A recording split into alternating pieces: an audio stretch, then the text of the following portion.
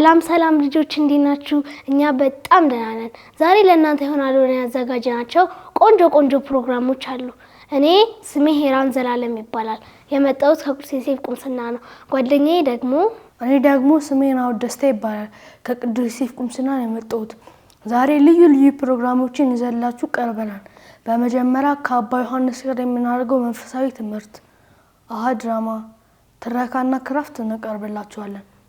እኔና ሄራን በኋላ ተመልሰን እንመጣለን። እስከ ፕሮግራማችን ፍጻሜ ድረስ ቅዳሜን ከኛ ጋር ዋሉ።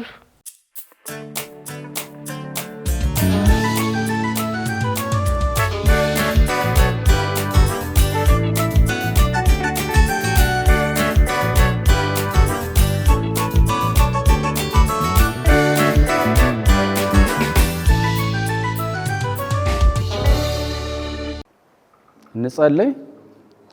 በስመ አብ ወወልድ ወመንፈስ ቅዱስ አሐዱ አምላክ አሜን። እግዚአብሔር አምላካችን ሆይ ከሁሉ አስቀድመ ይህንን ንጋት ስለሰጠህን ይህንን ቀን ስለሰጠህን እጅግ አድርገን እናመሰግናለን። ያንተ ቅዱስ መንፈስ በእነዚህ በህፃናት ልብ በህፃናት አእምሮ ይሆን ዘንድ እንደዚሁም እነዚህን ህፃናት በቤት እንድታሳድግልን ማስተዋልን፣ ጥበብን፣ ፍቅርን እንድትሰጥልን በእመቤታችን በቅድስት ድንግል ማርያም አማላጅነት እንዲህ ብለን ለምንሃለን። ጸጋ የሞላሽ ማርያም ሆይ አንቺ ይሁን፣ እግዚአብሔር ከአንቺ ጋር ነው፣ የተባረክሽ ነሽ፣ የወርሽም ፍሬ ኢየሱስ የተባረከ ነው።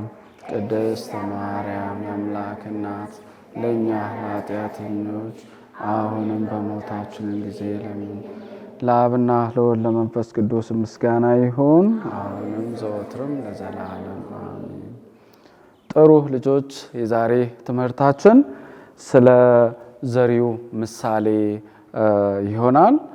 ስለ ዘሪው ምሳሌ ከመማማራችን በፊት አስቀድመን ቅዱስ ቃሉን እህታችን ታሰማናለች።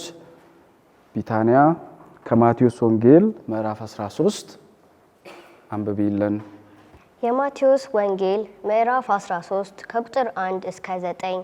የዘሪው ምሳሌ።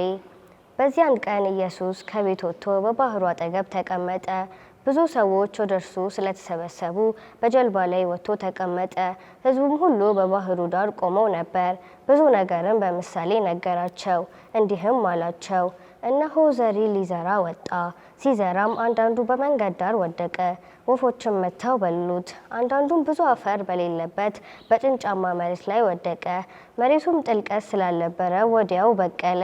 ነገር ግን ፀሐይ በወጣ ጊዜ ጠወለገ፣ ስርም ስላልነበረው ደረቀ። አንዳንዱም በእሾህ መካከል ወደቀ፣ እሾሁም በቀለና አነቀው።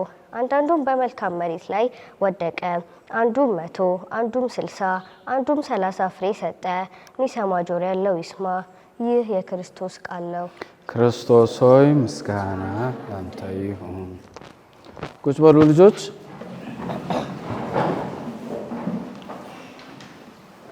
እንግዲህ የዘሪውን ምሳሌ ሰምተናል። በዘሪው ምሳሌ ውስጥ ዘር የሚዘራ ገበሬ አለ፣ ሌላኛው ደግሞ ዘር አለ። ይህው ዘር ደግሞ በተለያዩ በአራት አይነት አፈር ላይ ወድቆ እናነባለን። ስለዚህ ወደ ትንታኔው ከመግባታችን በፊት ይህንን የአፈር አይነት አብረን ብናይ ጥሩ ነው። እስኪ ለም አፈር የትኛው ነው? እሺ፣ ይህ የሚታየው ጥቁሩ ፎቶ ላይ የሚታየው ጥቁሩ ቦታ ለም አፈር ነው። ይህ ድንጋያማው ጭንጫማ አፈር ነው፣ ከስር ድንጋይ ያለበት ማለት ነው። ይህኛው ደግሞ መንገድ ነው። ሌላኛው ከገበሬው ጀርባ ደግሞ የሚታየው እሾሃማው አፈር። እንግዲህ በወንጌሉ ያነበብነው ዘሪው ዘር ሲዘራ ዘር የወደቀው በእነዚህ በአራቱ የአፈር አይነት ላይ ነው። ጥሩ ልጆች፣ በመጽሐፍ ቅዱስ ዘር፣ ገበሬ እና አፈር ሰምተናል አይደለም? በጣም ጥሩ። ዘር የሚያመለክተው የእግዚአብሔርን ቃል ነው። የእግዚአብሔርን ቃል በመጽሐፍ ቅዱስ ስናነብ የእግዚአብሔርን ቃል እንሰማለን። እንደዚሁም ደግሞ ቅዳሴ ስናስቀድስ የእግዚአብሔርን ቃል እንሰማለን። ትምህርተ ክርስቶስ ስንማር የእግዚአብሔርን ቃል እንሰማለን። ወላጆቻችን ሲመክሩን፣ ታላላቆቻችን ጥሩ ምክር ሲሰጡን በዚያ ውስጥም የእግዚአብሔርን ቃል እንሰማለን። በጣም ጥሩ። ይህ እንግዲህ የእግዚአብሔር ቃል ነው እንደ ዘር ሆኖ ወደ ልባችን ወደ አእምሯችን የሚገባው ወይም የሚዘራው። ስለዚህ አፈር የልባችን ተምሳሌት ነው ብለን ካልን እንግዲህ የመጀመሪያው አፈር በእግር የሚረገጥ የመንገደኛ አፈር፣ መንገድ ሰው የሚመላለስበት አፈር በመሆኑ መንገድ ዳር የወደቀውን ፍሬ ምንድን ነው የበላው? ወፍ በላው አይደለም? አዎ። ምክንያቱም ወደ ውስጥ ስለማይገባ መንገድ ላይ የተረገጠ ስለሆነ ወፍ በላው። እንግዲህ ይሄ የሚያመለክተው አንድን መልካም ነገር የወላጆቻችንን ምክር ሰምተን የመጽሐፍ ቅዱስን ቃል ሰምተን ወደ ውስጣችን በደንብ ገብቶ ስራ ሳይሰራ የዚህ ዓለም ሐሳብ ሲወስድብን ስንረሳ ይህ የዚህኛውን አይነት ልብ የሚያመለክት ምሳሌ ነው። ለምሳሌ እርስ በራሳችሁ ተዋደዱ ይባላል አይደለም? አዎ፣ እርስ በርስ እንድንዋደድ የእግዚአብሔር ቃል ነው እንግዲህ የሚያስተምረን። ተዋደዱ ተብሎ ተነግሮን ስንወጣ ኳስ ሜዳ ስንጣላ የእግዚአብሔር ቃል ከልባችን ይወጣል ማለት ነው። ሌላው በጭን ጫማ አፈር ላይ የወደቀው ዘር ነው። የት? እዚህ ድንጋይ በበዛበት ቦታ የወደቀ ዘር የሚያመለክተው ይህኛው ዘር እንግዲህ ጭን ጫማ የሚባለው ድንጋይ የበዛበት አፈር፣ ጥሩ አፈር የሌለበት ቦታ ስለሆነ ዘር እዛ ላይ ሲወድቅ ይበቅላል። ነገር ግን ስሩ በደንብ ወደ መሬት ውስጥ መግባት ስለማይችል ችግር ሲመጣ ምን ይሆናል? ይደርቃል። ፀሐይ ሲወጣበት ቶሎ ይደርቃል አይደለም? አዎ። ለምሳሌ እኛ በየቀኑ በቃ አባ መክሮናል፣ ብራዘር መክሮናል፣ ሲስተር መክራናለች፣ እንጸልያለን፣ ጸሎት እናደርጋለን ብለን ቁርጥ ፍቃድ እናደርጋለን አይደለም? ከዚያ በቃ የሆነ ነገር ወይ የእግር ኳስ ጨዋታ በቴሌቪዥን ወይንም ጌም ይመጣና ያስረሳናል። ጸሎት ሳንጸልይ እንተኛለን። ይህ የሚያሳየው እንግዲህ ስር በደንብ ያልሰደደ ዘር የሆነ ደስታ ይሁን መከራ ሲሆን ወይንም አንዳንድ የሚያጫውቱን የሚያታልሉ ነገሮች ሲኖሩ ቶሎ እንድንረሳ የሚያደርገን የልብ አይነት ነው። ሶስተኛው በእሾህ ውስጥ የሚወድቅ ዘር ነው። የት ነው የእሾሁ? እዚህ አይደለም? ከገበሬ ጀርባ? አዎ፣ እዚያ ውስጥም አፈር አለ። ግን ያልታረሰ በመሆኑ ዘር እዛ ላይ ወድቆ ቢበቅልም እሾሁ በደንብ ወደ ታች ይዞ እንዳያድግ ያደርገዋል። ይህ ደግሞ የሚያመለክተው በተለይም የቪዲዮ ጌም የሚያበዙ ልጆችን፣ ቴሌቪዥን የሚያበዙ ልጆችን፣ መጸለይ የማይወዱ ልጆችን፣ ምክር የማይሰሙ ልጆችን የሚያመለክት ነው ይሄ ዘር። ኦኬ፣ ለምሳሌ እንበል ቢታንያ ትምህርትሽን በደንብ ማጥናት አለብሽ ተብለሽ ስትመከሪ እሺ አጠናለሁ ብለሽ ሳታጠኚ ስቀሪ እና በዚህ በአልባሌ እንግዲህ በቴሌቪዥን በቪዲዮ ጌም በተለያየ አይነት ነገር ጊዜያችሁን ስታባክኑ ይሄ የሚያመለክተው እዛ እሾህ ውስጥ የወደቀውን ዘር ነው የሚያመለክተው። እሾሁ የበቀለውን በደንብ ወደ ታች ይዞ እንዳያድግ እንደሚያደርገው ሁሉ ቴሌቪዥን ፊት ለረጅም ጊዜ መቀመጥ ወይንም ቪዲዮ ጌም ላይ ለረጅም ጊዜ መቀመጥ እንዳናድግ ያደርገናል። እሺ ያንን እንዳናደርግ እንግዲህ ዛሬ ጌታችን ኢየሱስ ክርስቶስ በወንጌሉ በማቴዎስ ወንጌል ይህንን ምክር ይመክረናል። አራተኛው በጥሩ አፈር ላይ የወደቀ ዘር ነው። ጥሩ አፈር ይሄ የሚታየው ማለት ነው። አያችሁት አይደለም? ወደዚህ ወደ እኔ ጥሩ አፈር አያችሁ አይደለም?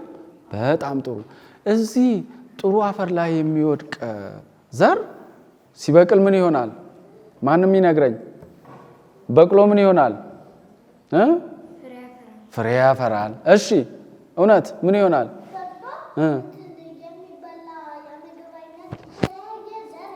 በጣም ጥሩ ጎበዝ፣ ቁጭ በይ። አዎ እንግዲህ በጥሩ አፈር ላይ የወደቀ በቅሎ መልካም ነገር ጥሩ ፍሬን ይሰጣል።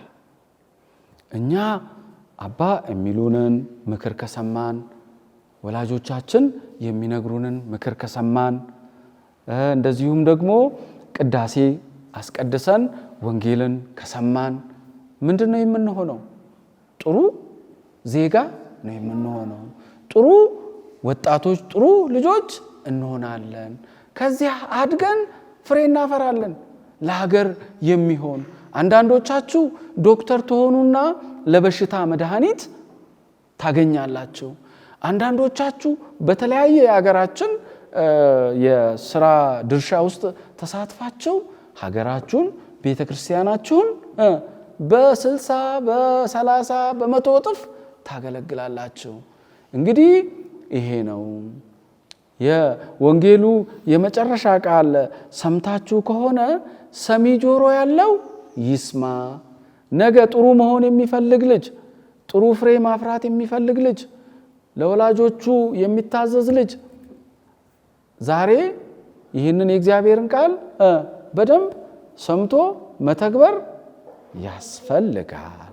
እሺ መንገድ ላይ እንደወደቀ ዘር፣ ድንጋያማ ቦታ ላይ እንደወደቀ ዘር፣ እንደዚሁም እሾህ ውስጥ እንደወደቀ ዘር መሆን የለብንም። አለብን እንዴ? የለብንም። ስለዚህ አሁን ትምህርቱን በዚህ ካጠናቀቀን የመጨረሻ ቡራኬን ስለምትቀበሉ ሁላችሁም ለመጨረሻ ቡራኬ ምን ትሆናላችሁ? እንቆማለን።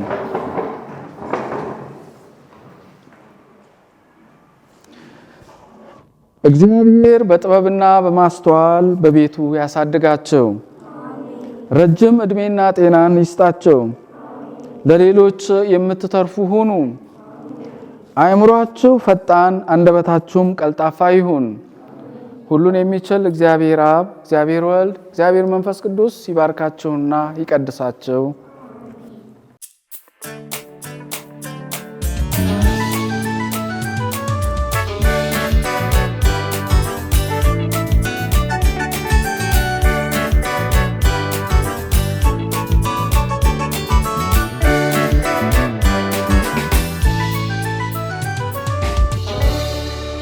ሰላም ልጆች እንዴት ናችሁ? እድላዊት መኮንን እባላለሁ። የመጣሁት ከኮንሰላታ ቤተክርስቲያን ነው። እንዲሁም ደግሞ ፎኮላሪ ኮሚኒቲ ፎኮላሪ ሙቭመንትን የመጣ ነው እና አብረውኝ ሁለት ልጆች አሉ። የምንሰራው ይችን የምታምር ለቡናም ለሌሎች ነገሮችን መጠቀም የምችሉት ካፕ ነው የምንሰራው ማለት ነው። አብረውኝ የሚሰሩ ሁለት ልጆች ይኖራሉ። ስማቸው ሄራን እንዲሁም ደግሞ አንዱ አለም ይባላል። ስለዚህ ይሄን ለመስራት የሚያስፈልገን ነገር የመጀመሪያው አንድ ከለር ፔፐር ወይም ደግሞ ነጭም መጠቀም እንችላለን። አንድ ከለር ፔፐር፣ እርሳስ፣ መቀስ፣ ፕላስተር፣ አስፈላጊ ከሆነ ደግሞ ግሉ፣ ማርከር፣ በቃ እነዚህን በመጠቀም ይህን የመሰለ ቆንጆ ብርጭቆ ወይም ደግሞ ካፕ መስራት እንችላለን ማለት ነው። ስለዚህ የመጀመሪያው ስቴፕ ምንድነው የሚሆነው? ሁልጊዜም ቢሆን አራቱም ሳይድ እኩል የሆነ አጠር ያለ ወረቀት ማግኘት እንድንችል ይሄኛውን በተቃራኒ ሳይድ እናጥፈዋለን። ስናጥፈው ሁሉንም ሳይዶች እኩል ለማድረግ እንዲመቸን እጃችንን በመጠቀም ወደ ታች ፎልድ እናደርገዋለን። ከዛ ይህንን 3 ማዕዘን እንዲሰጠን ይችኛዋን ፓርት በመቀስ ቆርጠን እናወጣታለን። መቀስ ስትጠቀሙ ሁልጊዜም ቢሆን ከተቃራኒ ሳይድ እንዲሁም ደግሞ እጃችሁን እንዲህ በማድረግ ሳይሆን እጃችሁን በምትቆርጡበት ሳይድ በማድረግ እጃችሁን መጠንቀቅ አለባችሁ ማለት ነው።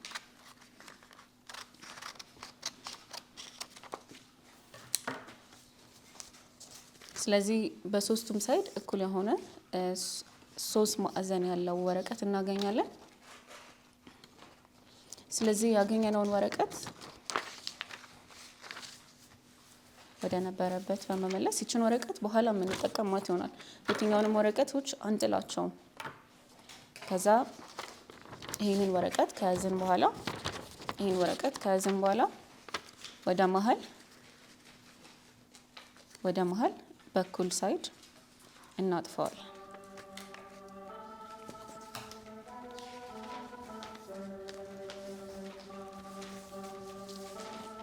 እንደዚህ ማለት ነው። ካጠፍነው በኋላ ድጋሚ እንከፍተውና በድጋሚ ከፍተናት እቺኛዋን ሳይድ ወደዚህ ወደ ከፈልነው ወደ መሀለኛው ቦታ ማለት ነው።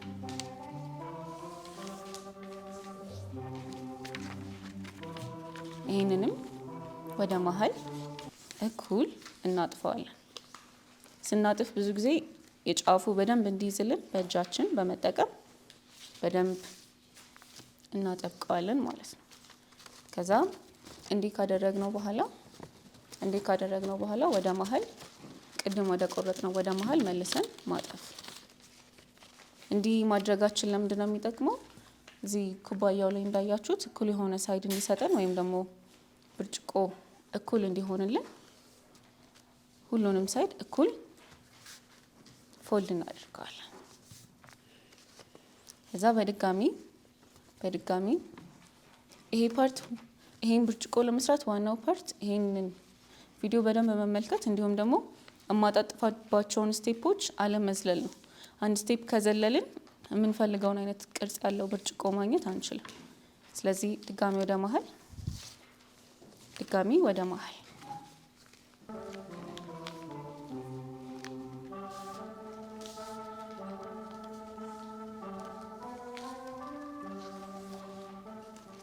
ድጋሚ ወደ መሀል ስናደርገው ብዙ ጊዜ ስንሰራ ማራገቢያ እንሰራል ነበር ትምህርት ቤት እያለን ልክ እንደሱ ማለት ነው።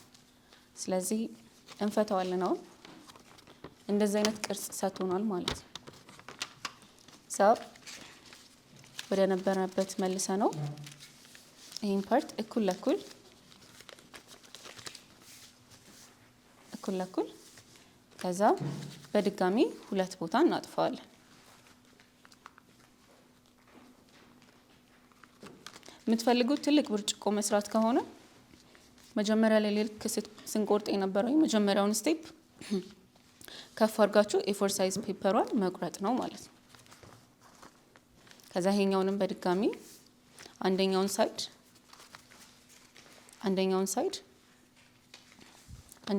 እንደዚህ እንከፍተውና አንደኛውን ሳይድ በድጋሚ ወደዚህ እናጥፋታለን።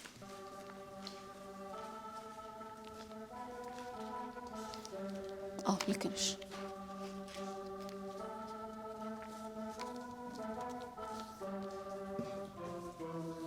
በደንብ እንዳልኳችሁ በደንብ የማጣጠፍ ስራ ስለሆነ ይሄኛውን ብርጭቆ ለመስራት በደንብ አድርጋችሁ ሁሉንም ሳይዶች አጥብቋቸው።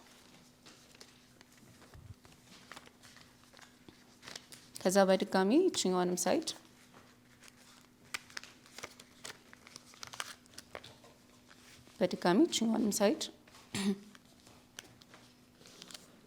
እናጥፋታለን ማለት ነው።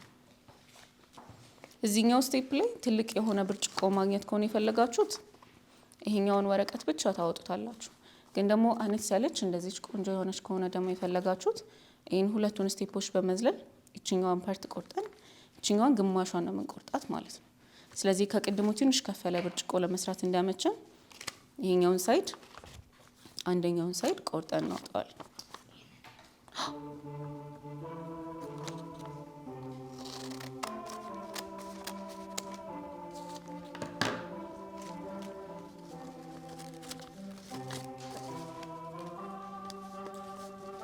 ቆርጠን ካወጣን በኋላ ብርጭቋችንን እችኛዋን ሳይድ ድጋሚ እንደዚህ እናጥፋታለን።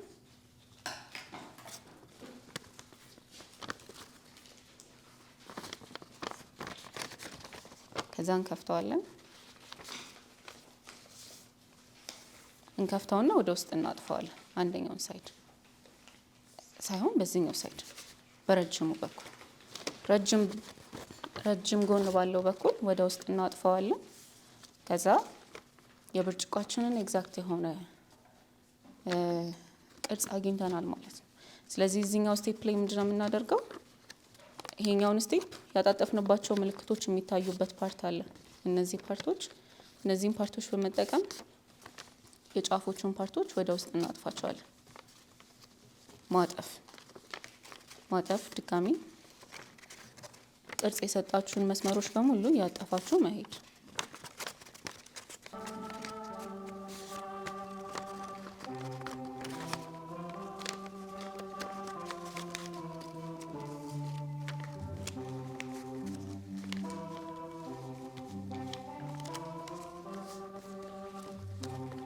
ከዛም ይህን በመጠቀም የኋላኛውን ወደዚህኛዋ ወደ ውስጥ ነው የምናጣብቀው። ማለትም አዙረን ከውስጥ ይሄኛውን ፓርት ወደ ውስጥ ወደዚህ በግሉ እናጣብቀዋለን ማለት ነው። ልክ ነው። ስለዚህ የምናጣብቅበት ስቴጅ እዚህ ድረስ ነው። ስለዚህ ይሄኛው ከዚህ ግማሹ በታች ያለው ወደ ታች የሚታጠፈው የብርጭቆ መቀመጫ ነው ማለት ነው። ስለዚህ ይሄንን አሁን በስትክክል አድርገን እንዲመቸን እቺን የመሰለች ከስር የሆነች ከስሯ ብርጭቆ መስጠት እንዲችል በታጠፈበት ሳይድ ሳይሆን አንድ ብቻ ፎልድ በሆነበት ይሄንን መስመሩን ይዘን እዚህ ድረስ እንቆርጠዋለን። ምንቆርጠው ባጣጣፍነው ልክ ነው ማለት ነው።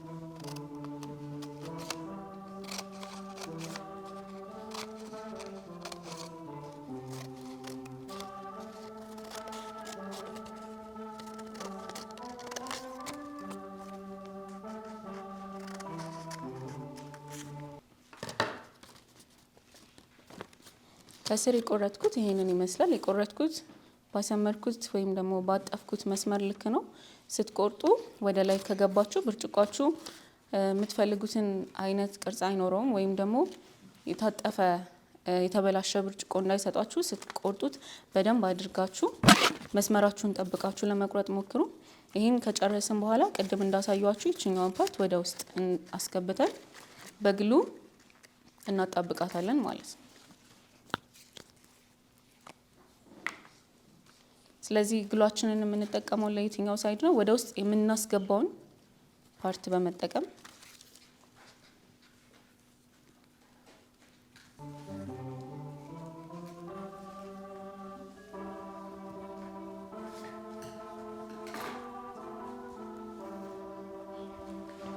ወደ ውጭ ገልብጩና ይችኛውን ሳይድ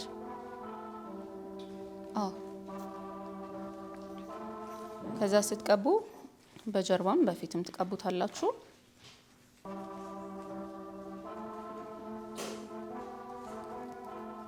በጀርባም በፊትም በዚህም ሳይድ ከዛ ይሄንን ፓርት በመጠቀም ወደ ውስጥ ነው የምናስገባው። ይችኛዋን እንከፍታትና ወደ ውስጥ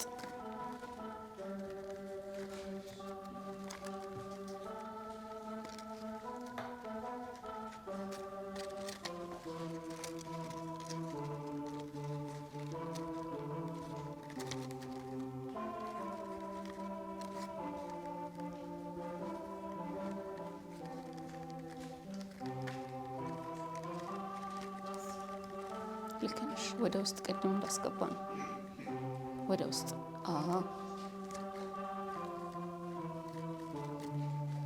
ከዛ ጨርሰናል ማለት ነው። ያጠበቅኳት ብርጭቆ ይችን ትመስላለች። የቀረው የስረኛው ፓርት ነው። ለስረኛው ፓርት ደግሞ ሁሉንም አንድ በአንድ ወደ ውስጥ ነው የምናጥፈው። ስናጥፍ እራሱ መስመር ስላለው ምንም የሚያስቸግረን ነገር አይኖርም። አንድ በአንድ እያደረግን ወደ ውስጥ ወደ ውስጥ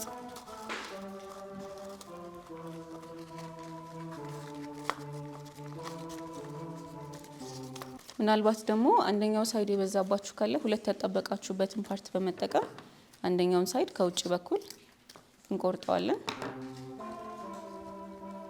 ልክ ነው።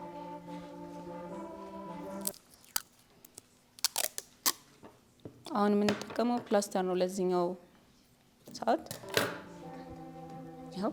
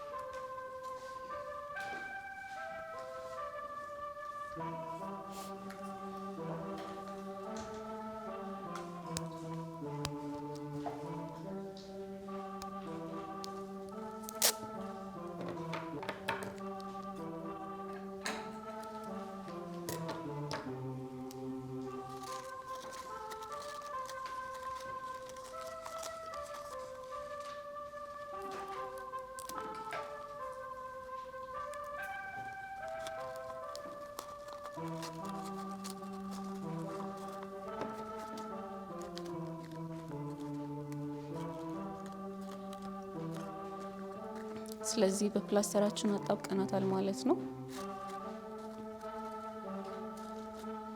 ያጣበቅናትን በደንብ እንድትይዝልን ውስጡ ግሏችንን አሊያም ደግሞ ሌሎች ነገሮችን በማስቀመጥ መያዣው በደንብ እንዲይዝልን እናደርጋለን ማለት ነው። እስከዛ ድረስ ቅድም ቆርጠን ያወጣነው ይችኛዋን ወረቀት በመጠቀም ለዚህ ብርጭቆ መያዣ እንደሰራንላት ለነዚህም መያዣ እንሰራለን። ስለዚህ ይሄን ለመጠቀም 3 ብቻ 1 2 3 ያጣጠፍንበት ድረስ በመሄድ እንቆርጠዋለን።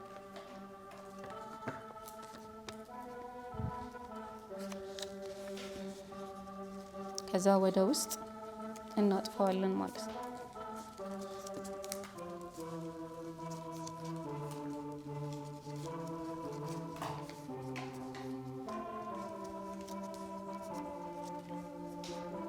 ከዛ ወደ ውስጥ ያጠፍናትን ጫፏን ለማስገባት እንዲመቸን ሶስት ትቆርጫለሽ። 1 2 3 ብለሽ መቁረጥ።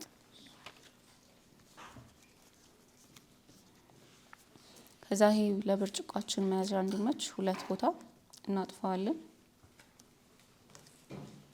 ከዛ ድጋሜ 2 ቦታ ያጠፍነውን መሀል ላይ እናጥፈዋለን። በዚህኛውም ሳይድ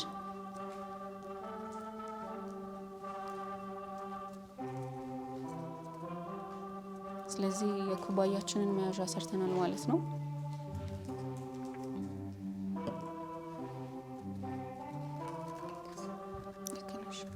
ከዛ ጫፉን ጠፊ።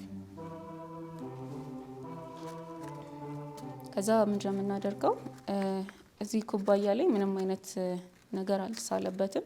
ስለዚህ እናንተ የምትፈልጉትን አይን ሊሆን ይችላል አሊያም ደግሞ ሌሎች ምስሎችን በመሳል እዚህ ብርጭቆ ላይ ማስቀመጥ ትችላላችሁ ማለት ነው። እኔ እዚህ ጋር የሳልኩት አይን ነው። ስማይል የሚያደርግ ወይም ደግሞ እየሳቀች የምትገኝ ፒንክ ስለሆነች አይን የሰራውበት ዲኮር ማድረግ ትችላላችሁ። ስለዚህ ዲኮር ለማድረግ ግን የምትጠቀሙት 2 እጃችሁን ወደ ውስጥ በማጠፍ የምትፈልጉትን ምስል መሳል ትችላላችሁ።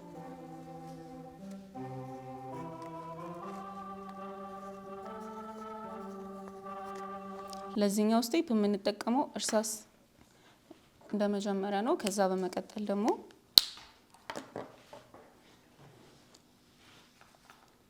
ከለርም መጠቀም ትችላላችሁ፣ አሊያም ደግሞ ብርጭቆ ብቻው እንዲሆን ከፈለጋችሁ ማድረግ ትችላላችሁ።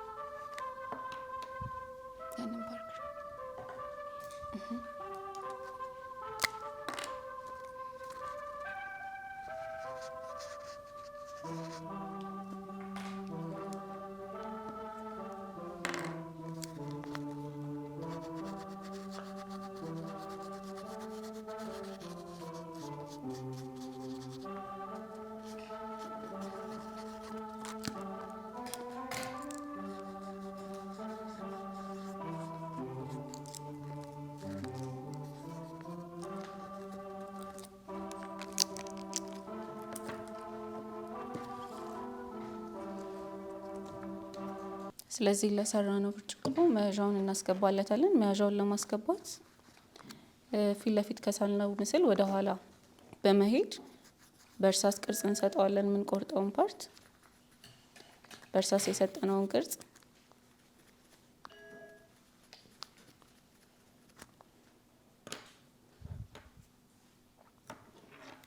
መቀስ ወይም ደግሞ ከተር በመጠቀም እጃችሁን ወደ ውስጥ በደንብ ሳትገቡ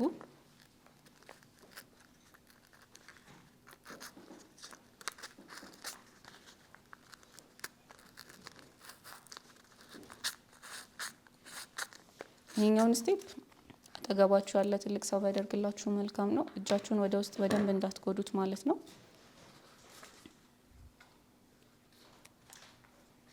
ጫፏን በደንብ ማስገባት እንዲችል እንደዚች አድርገን ሹል እናረጋታለን። ከዛ እስካጠፍንበት ድረስ ወደ ውስጥ እናስገባዋለን።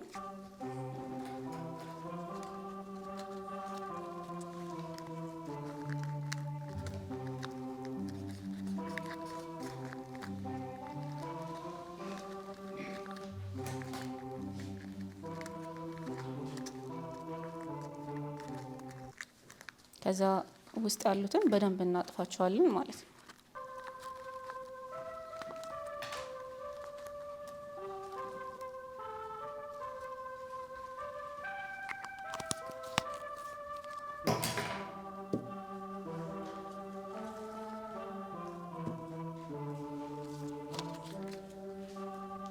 ስለዚህ ልጆች ብርጭቋችንን ሰርተን ጨርሰናል ማለት ነው። እንደወደዳችኋት ተስፋ አድርጋለሁ። በጣም የምታምር ቆንጆ የሆነች ኩባያ ሰርተናል። ችን ኩባያ በመስራት ለተለያዩ ነገሮች መጠቀም ትችላላችሁ።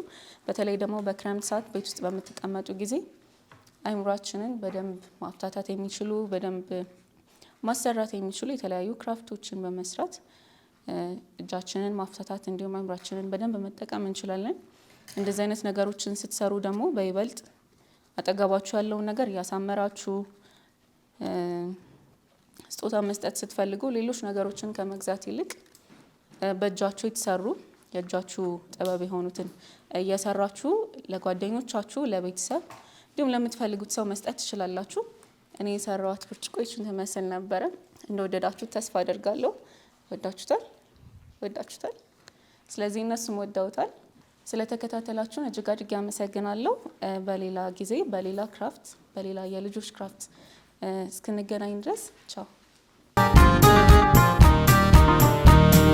ተነሳላችሁ ደስ ይበላችሁ፣ ከእግዚአብሔርም ጋር አስታረቃችሁ። ሰብሮ መቃብሩን ተነሳልን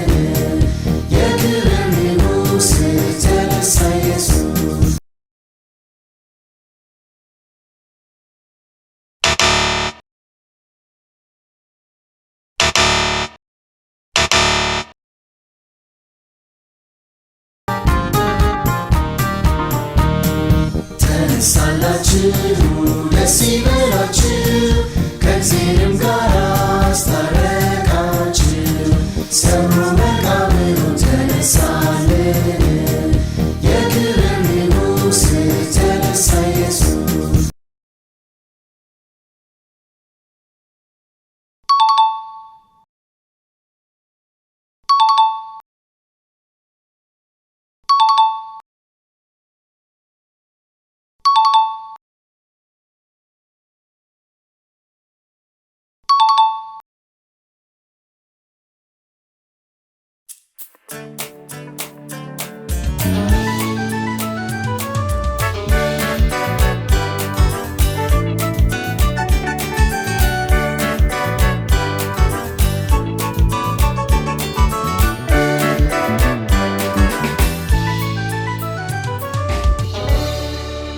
ሰላም ውድ ጓደኞቼ እንደምን አላችሁ? እኔ ናትናኤል ደስታ ነኝ። በሰላም ካቶሊክ ቴሌቪዥን መንፈሳዊ ትረካ ይዤላችሁ መጥቻለሁ። የዛሬው ትረካችን የዘሩ ምሳሌ ነው። ልጆች ዛሬ አንድ በጣም ደስ የሚል ታሪክ እነግራችኋለሁ። ይህ ታሪክ ጌታችን ኢየሱስ ክርስቶስ ነው ለሰዎች የነገራቸው። በአንድ ወቅት ኢየሱስ በገሊላ ባህር ዳርቻ ተቀምጦ ሳለ ብዙ ሰዎች እርሱን ለመስማት ተሰበሰቡ። በጣም ብዙ ሰዎች ስለነበሩ ኢየሱስ ትንሽ ጀልባ ላይ ወጥቶ ተቀመጠ። ሰዎቹ ደግሞ በባህሩ ዳርቻ ሆነው ይመለከቱት ነበር። ኢየሱስም እንዲህ በማለት ታሪኩን ጀመረ። አንድ ገበሬ ዘር ሊሰራ ወደ ማሳው ወጣ። ገበሬው ዘሩን በእጁ እየዘራ ሲሄድ አንዳንዱ ዘር በመንገድ ዳር ወደቀ። ወዲያውም ወፎች መጡና ያንን ዘር ለቅሞ በሉት። ሌላው ዘር ደግሞ አፈር በሌለበት ድንጋያማ መሬት ላይ ወደቀ። አፈሩ ትርቅ ስላልነበረ ዘሩ ቶሎ በቀለ። ነገር ግን ፀሐይ ሲወጣ ስር ስላልነበረው ጠወለገ፣ ደረቀ። ሌላው ዘር ደግሞ በእሾህ መካከል ወደቀ። እሾሁም አብሮ አደገና ዘሩን አነቀው። ስለዚህ ምንም ፍሬም አላፈራም። አንዳንዱ ዘር በጥሩና ለም መሬት ላይ ወደቀ። ይህ ዘር በሚገባ አደገ፣ አብቦም ብዙ ፍሬ አፈራ። አንዳንዱ 100፣ አንዳንዱ 60፣ አንዳንዱ 30 ፍሬ ሰጠ። ኢየሱስ ታሪኩን ሲጨርስ የሚሰማ ጆሮ ያለው ይስማ አለ። ታዲያ ልጆች ይህ ታሪክ ምን ማለት ነው? ዘሩስ ምንድን ነው? መሬቱስ? ኢየሱስ ራሱ ይህን ሚስጥር ለደቀ መዛሙርቱ አብራርቶላቸዋል። ዘሩ የእግዚአብሔር ቃል ነው ወይም መጽሐፍ ቅዱስ በትምህርተ ክርስቶስ ወይም ወላጆቻችንን ስለ እግዚአብሔር የሚነግሩ ምክር ነው። አራቱ አይነት መሬቶች ደግሞ የኛ ልጆች ወይም እና የሰዎች ሁሉ ልብ ናቸው። የመንገዱ ዳር አንዳንዴ በቤተ ክርስቲያን ወይም በቤት ውስጥ ስለ እግዚአብሔር ስንማር ሐሳባችን ሌላ ቦታ ይሆናል። በዚህ ጊዜ ክፉ ሰይጣን መጥቶ ቃሉን ከልባችን ይወስደዋል፣ ልክ እንደ ወፎቹ። ድንጋያማው መሬት ደግሞ ስለ እግዚአብሔር ስንሰማ በጣም ደስ ይለናል። እኔ ዛሬ ጀምሮ በጣም ጎበዝ ልጅ እሆናለሁ እንላለን። ነገር ግን ጓደኞቻችን ሲስቁብን ወይም ትንሽ ፈተና ሲገጥመን ቶሎ እናቆማለን። እሾሃማው መሬት ደግሞ ቃሉን እንሰማለን፣ ግን ቴሌቪዥን ማየት፣ በስልክ መጫወት ወይም ሌሎች ነገሮች የእግዚአብሔርን ቃል እንድንረሳ ያደርጉናል፣ ወይም እሾሁ እንዳነቀው ማለት ነው። ጥሩ መሬት ደግሞ የእግዚአብሔርን ቃል በጥሞና ሰምቶ በልብ አስቀምጦ በስራ ላይ የሚያውልስ ነው። እንዲህ አይነቱ ልጅ ብዙ ፍሬ ያፈራል፣ ማለትም ጥሩ ስነ ምግባር ይኖረዋል፣ ሌሎቹንም ይወዳል፣ ይታዘዛል። ልጆች እናንተ የትኛው የመሬት አይነት መሆን ትፈልጋላችሁ? በእርግጠኝነት ጥሩ መሬት አይደል? ታዲያ ይህንን በየቀኑ እንዴት ማድረግ እንችላለን? እናትና አባታችሁን ሲሞክራችሁ ወይም አባ ወይም መምህራን ሲያስተምሩ ሐሳባችሁን ሳትሰርቁ በጥሞና አዳምጡ።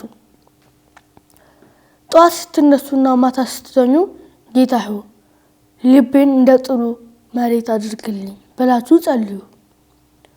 ቴሌቪዥን በማየት ወይም ጌም በመጫወት ሰዓታችሁን ሁሉ አታጥፉ። መጽሐፍ ቅዱስ ለማንበብ ወይም ቤተሰብን ለመርዳት ጊዜ ስጡ። እናንተም የምታፈሩት ፍሬ አፕል ወይም ሙዝ አይደለም። የእናንተ ፍሬ ፍቅር፣ ደስታ፣ ሰላም እና ትዕግስት፣ ደግነት ነው። ጓደኞቻችሁን ስትረዱ፣ አሻንጉሊታችሁን ስታካፍሉ እና እውነት ስትናገሩ 100 ፍሬ እያፈራችሁ ነው ማለት ነው። ልጆች በዛሬ ተረጋ ትልቅ ትምህርት እንዳገኛችሁ ተስፋ አደርጋለሁ። እኔ ከእናንተ ጋር የነበርኩት ናትናኤል ደስታ ነኝ። በሚቀጥለው በቀጣይ ተረካ እስከምንገናኝ ድረስ ደህና ቆዩን።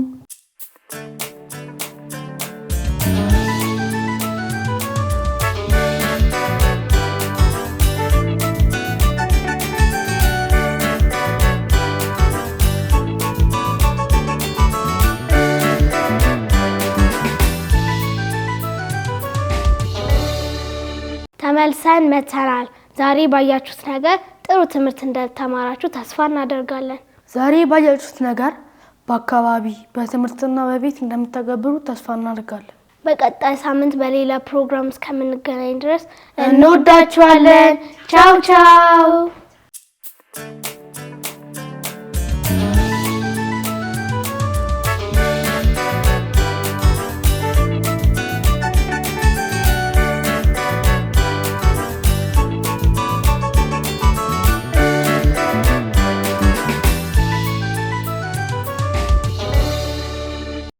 Why do you hear about God's love and walk away unchanged?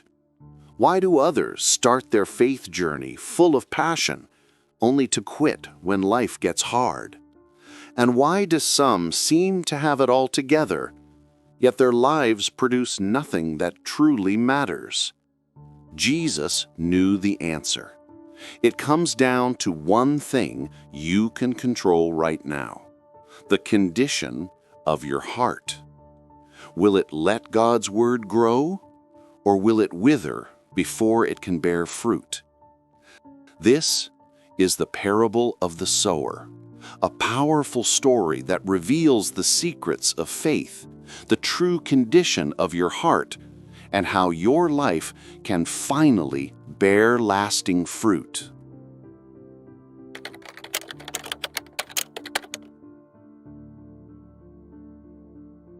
It was a beautiful day by the Sea of Galilee, and people from all over the region had heard that Jesus was teaching nearby, and they came, by the hundreds, maybe even thousands. There were fishermen and farmers, merchants and mothers with their children. Rich and poor, young and old, they all wanted to hear what Jesus had to say. Word had spread about this teacher who spoke with authority and performed miracles. His words weren't like the religious leaders who made everything complicated. Jesus spoke in ways that ordinary people could understand. As more and more people arrived, they pressed closer and closer to Jesus. Soon there were so many people that Jesus could barely move. He looked around, searching for a way to teach this enormous crowd where everyone could see and hear him. Then Jesus noticed a small fishing boat resting by the water's edge. He stepped into the boat and asked the disciples to push it out a little way from the shore. The boat became his stage, and the shoreline became a natural amphitheater. The crowd grew quiet. Children stopped playing. Conversations faded. Everyone's attention turned to Jesus. It was one of those special moments when you could feel that something important was about to happen. Jesus looked out at the sea of faces before him. He saw people from all walks of life. He knew their hearts were different, so he told them a simple story about something they all understood: farming. Listen carefully, Jesus said, his voice carrying across the water. One day, a farmer went out to sow his seed. He filled his seed bag and headed out to his field. It was planting season, and he had work to do. The farmer began to scatter his seeds across the field, throwing them in wide arcs with careful hands, trusting they would take root. This was how farmers planted in those days, by hand, trusting that the seeds would find their place in the soil. But not all the ground was the same. Some of the seeds fell on the path, a hard, packed-down walkway that people and animals had trampled for years. The seeds just sat there on the surface, exposed and vulnerable. Before long, birds spotted the seeds lying helpless on the hard ground. They swooped down eagerly, pecking at the seeds until every last one was gone. Those seeds never had a chance to grow. They never even broke open. They were snatched away before they could do what they were meant to do. Other seeds fell on rocky ground. Now, this wasn't ground covered with rocks that you could see. No, underneath a thin layer of soil, there was solid rock, like a stone shelf hidden just below the surface. At first, these seeds seemed to do great. Because the soil was shallow, it warmed up quickly in the sun. The seeds sprouted fast and little green shoots pushed up toward the sky. If you had walked by that field a few days after planting, you might have thought, "Look at those healthy plants. That farmer must be doing something right." But then, the sun grew hotter. Day after day, it beat down on those young plants. The plants tried to send their roots deeper, searching for water and nutrients, but the roots couldn't penetrate the rock below. They had nowhere to go. Without deep roots, the plants couldn't survive. They withered under the scorching sun, turned brown, and died. They had started so well, but they couldn't last. Still other seeds fell among thorns. These landed in soil that looked decent enough, and the seeds began to grow. But they weren't alone. Thorny weeds were already living in that soil, and they started growing too, fast and aggressive. The thorns didn't care about the farmer's seeds. They spread their prickly branches wider and wider, reaching up higher and higher, blocking out the sunlight. The young plants tried to compete, stretching toward the sun, fighting for space. But the thorns were too strong, too established, too overwhelming. And what happened to those plants? Well, the thorns choked the life out of them. The plants grew weak and sickly. They never produced any grain, never fulfilled their purpose. They simply couldn't thrive in such crowded, hostile conditions. But some seeds, precious, blessed seeds, fell on good soil. This was deep, rich, well-prepared earth, the kind of soil that had been plowed and cleared of rocks and weeds, soil that was ready and waiting for seeds. These seeds sprouted and sent their roots deep into the ground. The roots found water and nutrients. The plants grew strong and tall, their leaves broad and green. When the sun beat down, these plants didn't wither. They had the roots to sustain them. And when harvest time came, oh, what a harvest! Some plants produced 30 times more grain than what was planted. Others produced 60 times more. And some produced an incredible 100 times more. Where one seed had been planted, there now stood grain enough to feed many people. The farmer's work had not been in vain. Jesus finished his story and looked at the crowd. "Whoever has ears to hear, let them hear," he said. The people whispered to each other, confused. What did this story about farming have to do with God? Why was Jesus talking about seeds and soil? Later, when the crowds had gone home and Jesus was alone with his 12 disciples, they came to him with questions. "Master," they said, "why do you speak to the people in parables?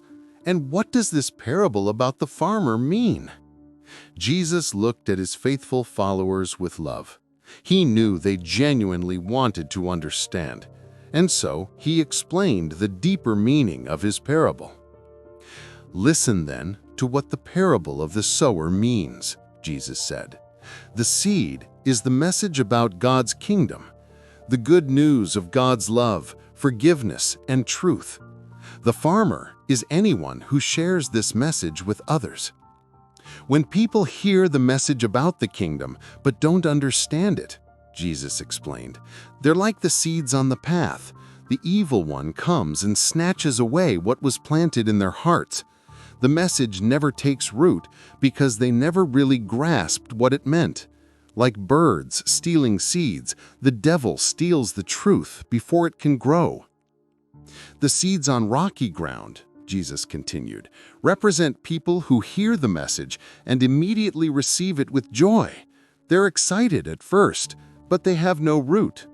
They believe for a little while, but when trouble comes, when following God becomes difficult, or when people make fun of them for their faith, they quickly fall away. Their faith was shallow, based only on good feelings, not on deep conviction. The seeds among the thorns, Jesus said, his voice sad, are people who hear the message, but the worries of life, the love of money, and the desire for other things come in and choke the word. They become so busy, so stressed, so focused on getting rich or having fun that the message gets crowded out. It never produces fruit in their lives. But the seed on good soil, Jesus said, and his face lit up with joy, represents people who hear the message and truly understand it. They accept it into their hearts and hold on to it. They let it change them from the inside out.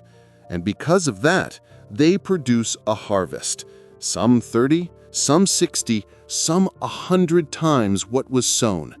Their lives overflow with love, kindness, peace, and all the good fruit that comes from knowing God.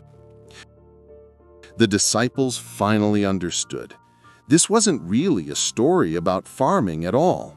It was a story about hearts, about how different people respond when they hear the truth about God.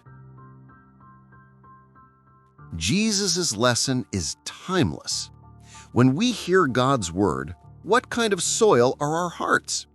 Are we like the hard path, where the message never even gets in? Are we like the rocky ground, excited at first, but lacking the depth to keep going when things get tough? Are we like the thorny ground, letting the worries and distractions of life choke out what matters most? Or are we like the good soil, ready to receive God's message, willing to let it take deep root, and committed to letting it produce good things in our lives? Jesus knew that people have different hearts, and he loved them all. But he also knew that the condition of our hearts makes all the difference. God's word is powerful, like a seed that contains everything needed to produce life. But that seed needs good soil to grow. The good news is this: we can choose what kind of soil we'll be. We can prepare our hearts by being open to God's truth. We can remove the rocks of hardness and the thorns of distraction. We can water the seeds by reading God's word, by praying, by being part of a community of believers. We can protect the young plants by standing strong when troubles come. And when we do, when our hearts are ready and willing, God's word will grow in us. It will produce a harvest beyond anything we could imagine. Our lives will become gardens of blessing, not just for ourselves, but for everyone around us. So today, ask yourself, what kind of soil is my heart? And if you realize you've been hard like the path, rocky and shallow, or choked with thorns, remember, it's never too late to change. God is patient. He's still scattering seeds, still hoping to find good soil, still waiting for hearts that are ready to receive His word and let it transform their lives.